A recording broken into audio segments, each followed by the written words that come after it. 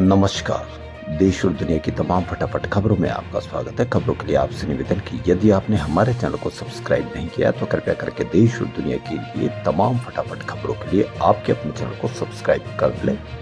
आप सब्सक्राइब करते हैं तो हमें हिम्मत होती है सही और सच्ची खबरें आप तक पहुंचाने की, वरना मीडिया में किस तरह की खबरें आपको दिखाई जा रही है ये आप भली भांति जानते हैं।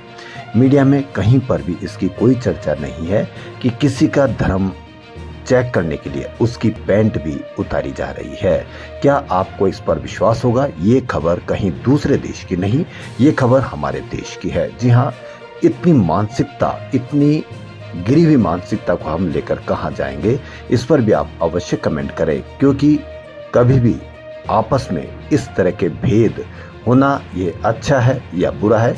और इसमें एक बात और ध्यान रखें कि आपका बच्चा जो गरीब का है, बेरोजगार है, वो ज़्यादा इसमें जोश में आ सकता है। इसलिए अभी भी वक्त है, आप अपने लाडलों को, अपने बच्चों को रोजगार दिलाने का प्रयास करें, ना कि किसी का धर्म पैंट उतार कर जांच करने का काम करें। तो क्या है आज की बड़ी खबरें? ट्रंप की ओर से टैरिफ लागू करने को लेकर बढ़ाई गई समय सीमा खत्म हो रही है। दोनों देशों के बीच व्यापार समझौते को लेकर अभी कोई बात नहीं बन पाई है।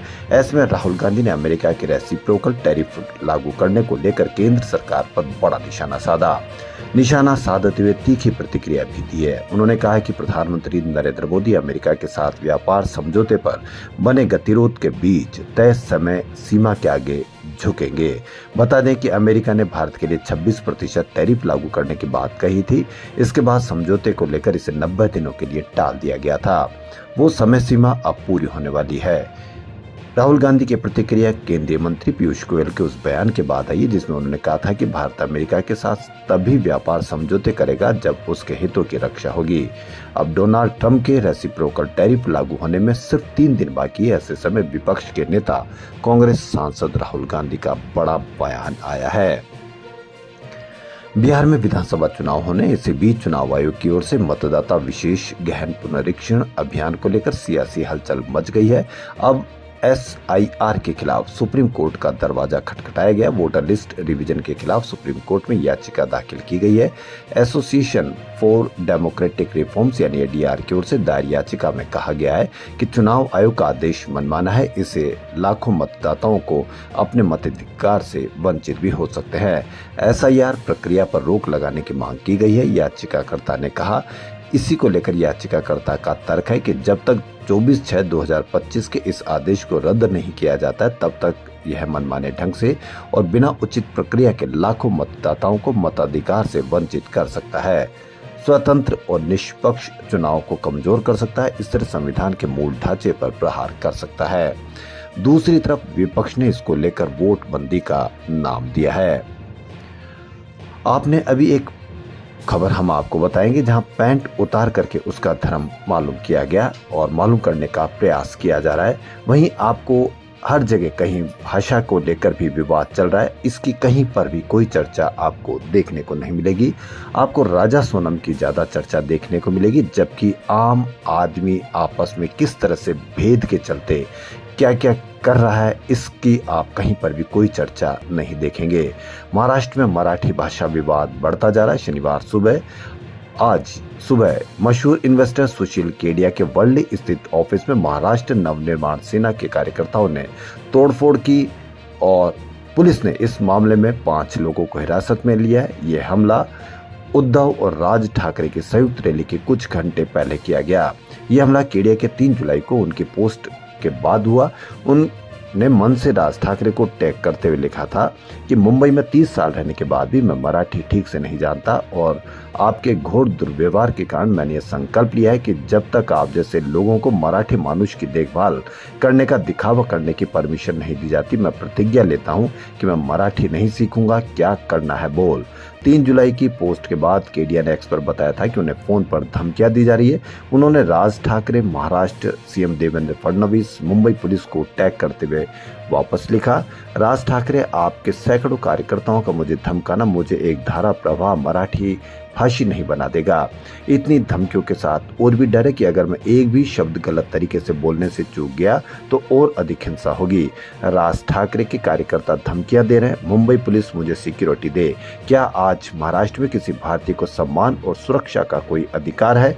यह एक ऐसा सवाल है जिस पर हमारे गृह मंत्री अमित शाह भी विचार कर सकते हैं।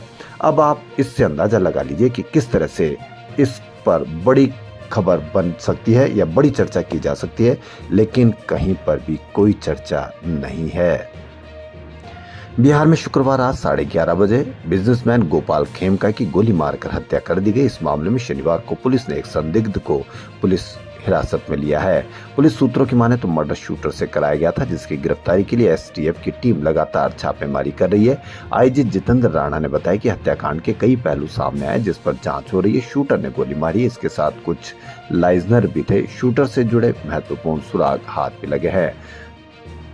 डिप्टी सीएम, जी हां, डिप्टी सीएम विजय सिन्हा जब परिवार से मिलने पहुंचे तो इस दौरान उन पर खेमका का मां का गुस्सा फूट पड़ा। उन्होंने कहा कि मेरा बेटा भी बीजेपी में था, मुझे इंसाफ चाहिए। जी हां, बड़ी खबर, मेरा बेटा भी बीजेपी में था। वहीं तेजस्वी यादव भी परिवार से मिलने पहुंचे। इस दौरान गोपाल खेमका की बहन तेजस्वी के सामने फूट फूट कर रोने लगी। कहा कि आपने तो वादा किया था कि ऐसा कुछ नहीं होगा, फिर ये कैसा हुआ। बड़ी खबर, पैंट खोल के उनके धर्म की जांच करना। एक लड़का हमारे होटल पर टॉयलेट साफ सफाई करता था, वो उसको अंदर ले गए। धर्म पहचानने के लिए उसकी पैंट उतारी गई। वो पूछ रहे थे कि आप मुसलमान तो नहीं हो। मैं कहती हूँ कि हमारा हाथ काट कर देखो, जब खून के रंग में फर्क नहीं तो बाकी क्या फर्क है। ये कहना है होटल कर्मचारी सुमन का। कावड़ यात्रा को लेकर दिल्ली देहरादून हाईवे के होटल ढाबों पर कुछ हिंदू संगठनों ने चेकिंग अभियान चलाया हुआ है। क्या इन हिंदू संगठनों को चेकिंग अभियान का अधिकार दे रखा है? इस पर भी आप अवश्य कमेंट करें, और कहीं पर भी इसकी कोई चर्चा होती है उस पर भी आप बताएं। वो इस बात की चेकिंग कर रहे हैं कि हिंदू या कॉमन नाम से खुले होटल ढाबों के मालिक कर्मचारी मुसलमान तो नहीं है। इन संगठनों ने जिस होटल पर पहुंचकर जांच पड़ताल की, वहां के 8 कर्मचारी दहशत के चलते नौकरी छोड़कर भाग गए।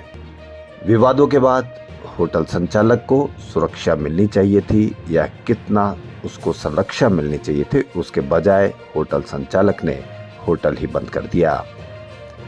भारत ने बर्मिंघम टेस्ट में इंग्लैंड के खिलाफ 357 रन की बढ़त हासिल कर ली। शनिवार को एजबेस्टन स्टेडियम में चल रहे मैच का चौथा दिन है। लंच ब्रेक पर भारत ने दूसरी पारी में 3 विकेट खोकर 177 रन बना लिए। कप्तान शुभमन गिल 24 और ऋषभ पंत 41 रन पर नाबाद है। दोनों 50 पार्टनरशिप कर चुके हैं। पंत को 2 जीवनदान मिल चुके हैं। केएल राहुल 55 रन बनाकर आउट हुए। उन्हें जोश टंग ने बोल्ड कर दिया है। देश और दुनिया की तमाम फटाफट खबरों में फिलहाल इतना ही। यदि आपको हमारा चैनल पसंद आए तो लाइक, सब्सक्राइब और शेयर अवश्य करें। और एक बार पुनः आपसे निवेदन, आप अपने लाडलों को, नौनिहालों को इस तरह की घटनाओं के बीच में शामिल होने पर रोकें और इस तरह के कोई कार्य ना कर पाए। तो देश और दुनिया की तमाम फटाफट खबरों में फिलहाल इतना ही। धन्यवाद।